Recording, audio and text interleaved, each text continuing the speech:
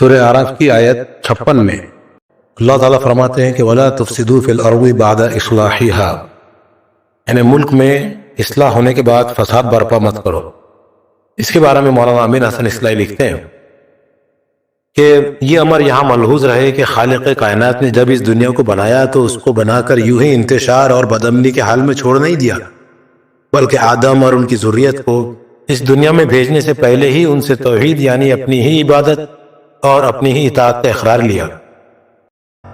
پھر ذریت آدم سے جیسا کہ آیت 35-36 میں گزرا، یہ وعدہ فرمایا کہ تمہاری ہدایت کے لیے میں اپنے رسول بھیجوں گا، تم ان کی پیروی کرنا، جو ان کی پیروی کریں گے وہ فلاح پائیں گے، جو تکبر کر کے ان سے اعراض کریں گے وہ ہلاک ہوں گے۔ پھر اپنے اس وعدے کے بموجب اللہ تعالیٰ نے برابر اپنے رسول بھیجے، جن کی تفصیل آگے کی آیتوں میں آ رہی ہے، اور ان رسولوں کی سرگزشت میں جیسا کہ آیت 69 اور آگے کی آیتوں سے واضح ہوگا، یہ دکھایا ہے اللہ تعالیٰ نے کہ اولاد آدم کے مختلف گروہوں نے جب اللہ کی صراط مستقیم سے ہٹ کر اس دنیا میں فساد برپا کیا ہے، خدا نے اپنے رسولوں کے ذریعے سے ان کو انذار کیا ہے، یعنی خبردار کیا،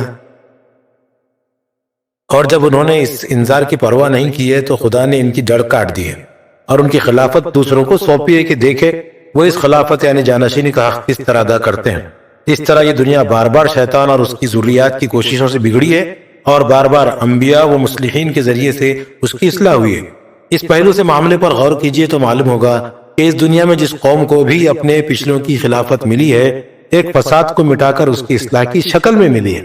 اور اگر خلافت پانے والی قوم نے خلافت پا کر اس میں فساد برپا کیا ہے تو یہ اس نے ایک بگڑی ہوئی چیز کو نہیں بگاڑا ہے بلکہ ایک بنی ہوئی چیز کو بگاڑا ہے، اور یہ چیز اس کے جرم کو سنگین سے سنگین تر بنا دیتی ہے۔